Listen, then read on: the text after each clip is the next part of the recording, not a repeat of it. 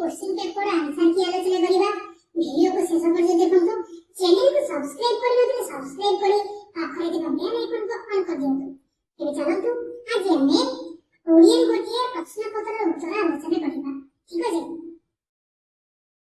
तो प्रथम जिबा में लिखित परीक्षा को हमर देखो टोटल 50 मार्क ର परीक्षा हो सेतिर तमरा लिखित हो 40 मार्क परीक्षा आउ मुख्य सॉरी लिखित तमरा हो 30 मार्क परीक्षा और मुख्य हो हमर तमरा 20 मार्क परीक्षा टोटल 50 मार्क। ठीक अछि। तो देखिए लिखित ର क्वेश्चन देखिबा। प्रथम देखो 1 नंबर क्वेश्चन देखो 1 मार्क रे थर्ड प्रश्न देछि। प्रथम प्रश्न कोन देछि केउ क्षेत्र रे आमे पछरे रहबा नै बोली धारणा देछि। केउ क्षेत्र रे आमे पछरे रहबा नै बोली धारणा देछि। पहिले देखि आंसर बाहर करो जहां पर तमरा प्रैक्टिस हे बेलबो और शीघ्र मन रहबो। ठीक अछि। यदि मु आंसर कहि दे तमु सेरा होसिया बोले कि निजे आंसर बाहर करले सेरा ऑटोमेटिकली मन रे आसे है।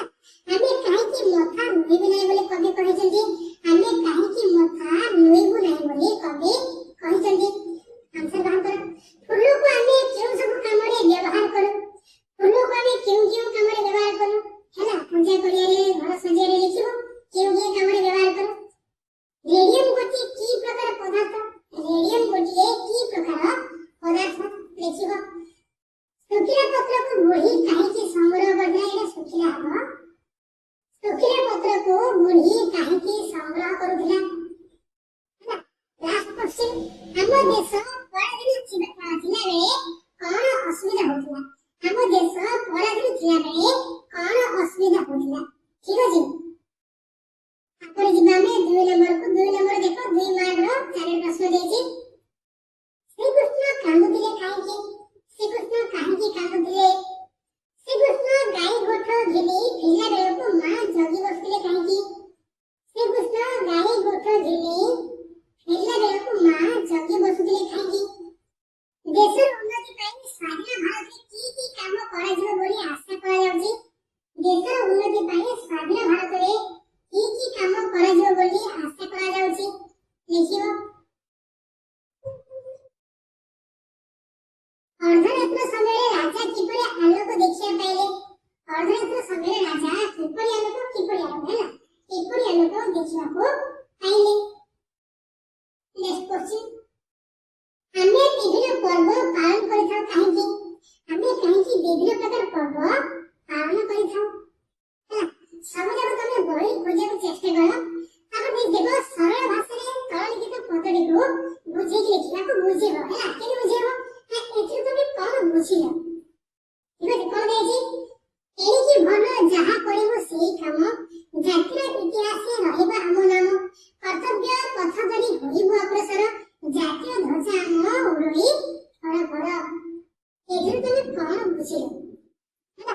ए चारोटी लाइन तमे कोन बुझिलो ताको बुझे कि लिखिबो निजे भाषा हैला। तमे जेमिति ओडिया जानिछ सेही ओडिया को यूज करि तमे याको लिखिबो हैला। चारोटी सेंटेंस चारोटी सेंटेंस लिखिबो चारोटी वाक्य लिखिबो। तीन मार्क मिल जिवो। ठीक अछि।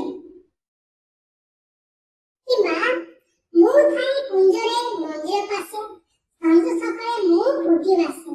बहुत सहज है एक मते तुम बुझे लिखि लेबो हैला।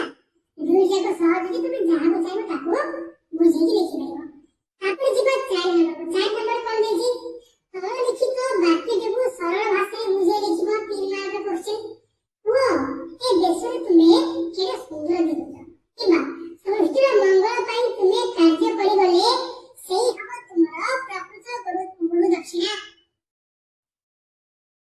याको तुमे सरल भाषा बुझे लिखि माने कोन एथि तुमे कोन बुझुछ हैला। ता पूर्वर टिके ता परे टिके हैला जहा तुमे बही अछि ताको टिके बुझे कि लिखि दिले हेला तुमरा सरल भाषा बुझे लिख। ये 3 मार्क मिल जिवो। ठीक अछि। तापर जिबा 5 नंबर कोन देछि रचना लिखिया पड़ते 10 मार्क रा रचना। तुम विद्यालय बहुत सारे क्वेश्चन तुम पोषा कुकुर तुमरा श्रेष्ठ सांग बा तुमरा प्रिय सांग शीत ऋतु बहुत सारे क्वेश्चन देछि हैला। हमर ऋतु विषय पढिबो शीत ऋतु ग्रीष्म ऋतु वर्षा ऋतु हैला। ए तीनोटी ऋतु को भल से प्रैक्टिस कर देथिबो तुमरा प्रिय सांग तुमरा प्रिय शिक्षक ना तुम प्रधान शिक्षक तुम श्रेणी शिक्षक तुमरा प्रिय खेल ना ए सब तुमरा प्रिय रे पड़िबो तुमरा पोषा कुकुर हैला तुमरा पोषा बिल्ली बुझे बोला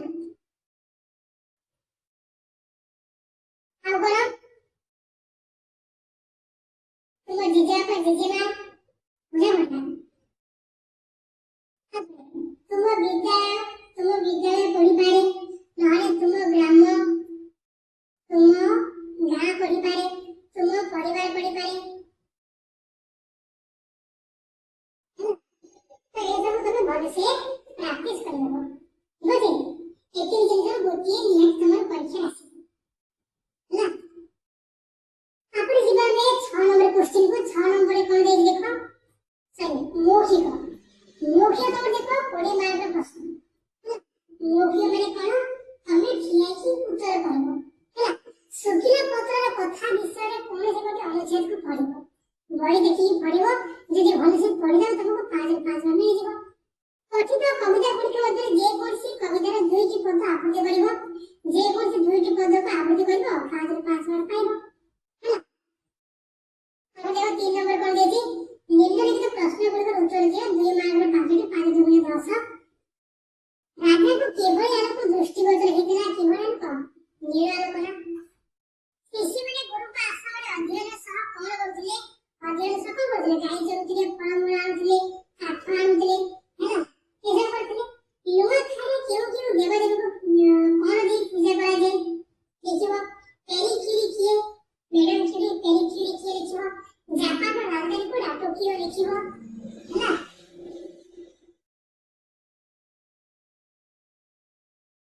तो ये थे तुम्हारा अभ्यास का परीक्षा पे ही ओडिया